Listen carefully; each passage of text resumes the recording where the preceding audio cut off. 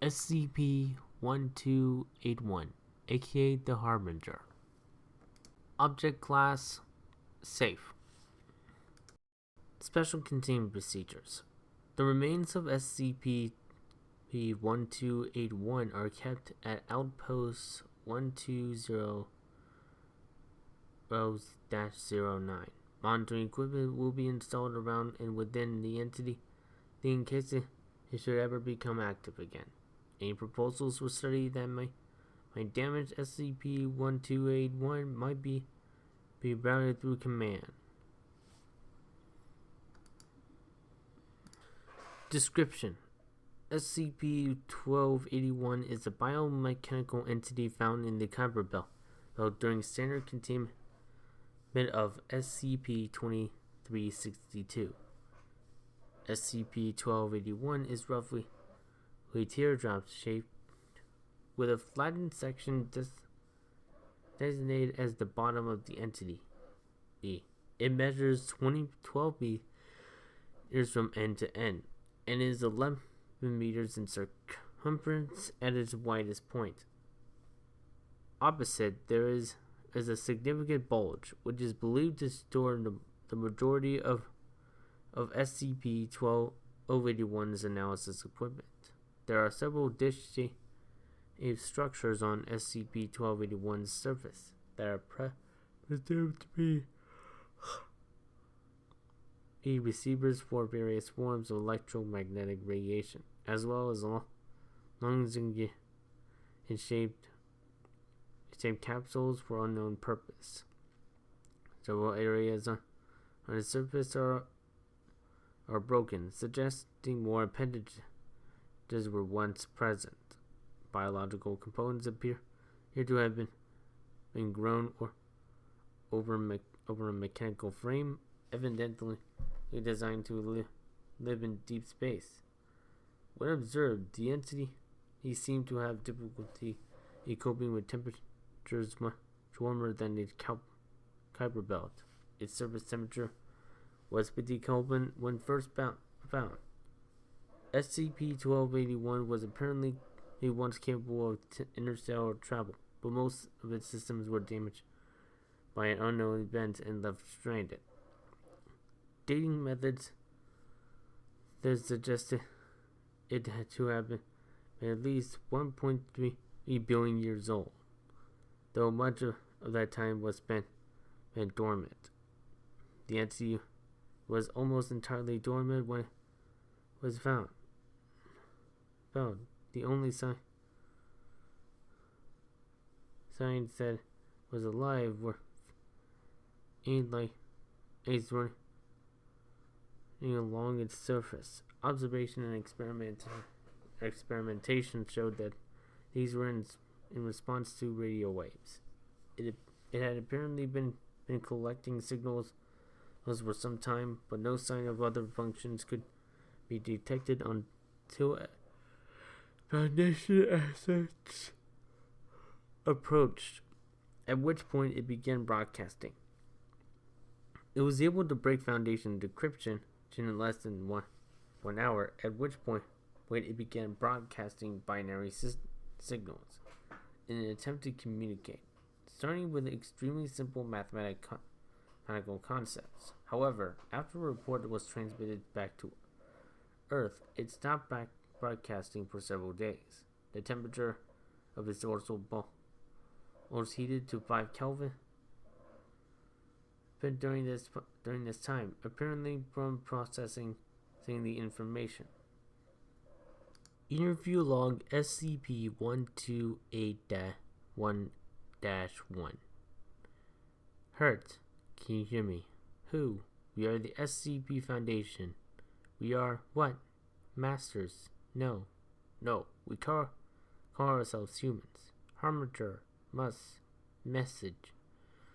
Harbinger. Must. SCP-1281 shut down for approximately 4 hours. The temperature around SCP-1281's dorsal bulge heated up significantly to about 60 Kelvin.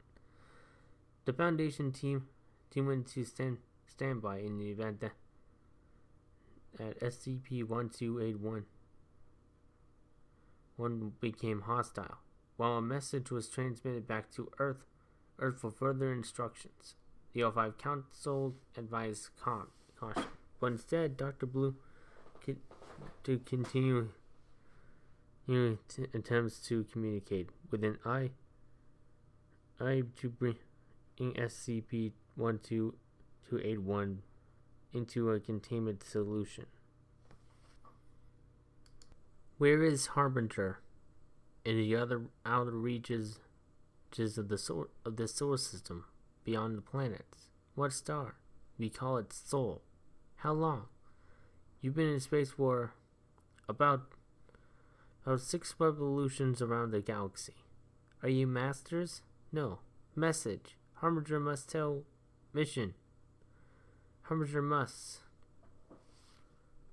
SCP-1281 shut down for 7 hours this time.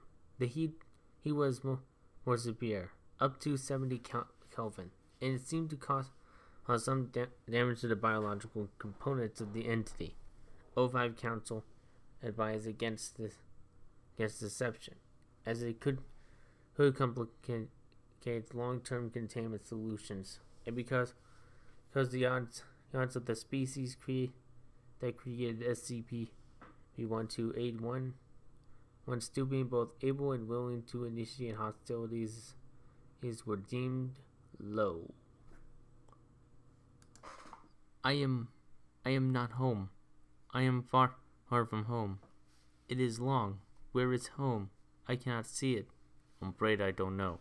The stars would have looked very different back then. I was told that I must perform my function. I must complete the mission, but I broke. So long ago. Stasis. Wait for further instructions. Wait for rescue. Is this rescue? What is your mission? Are you the masters? No, we are humans. My mission. You are not the masters. I must message. The message must be sent. SCP-1281 shut down for slightly over 10 hours. The surface of its dorsal hump reached 85 Kelvin to the detachment of its organic tissues. This is our Harbinger. It brings good tidings. We will be dead when it reaches you. Our planet is dying. We do not have time to save ourselves. We only have time to radio ourselves and to send a message. We have seen the signals from those who came before us. They were different, and we still don't really understand them. But if there were those who came before, there may be those who come after. It is in this hope that our harbingers first travel. One has found you and learn your language, so it can relay this message. Please listen. The galaxy is dark and empty and cold. It spins inevitably toward death. You will die too one day. Perhaps you will have longer than we have. We hope so. But one day you too must vanish. Before that time comes, you must light the darkness. You must make the night less empty. We are all small, and the universe is vast. But a universe with voices saying, "I am here," is far greater than the universe silent. One voice is small, but the difference between 0 and 1 is a great as one infinity. We waited too long. Our voice is gone to echoes. Find others while there is still time. Make a chorus. And if this finds you too late, and your time is also passing, Please send this message. It's on.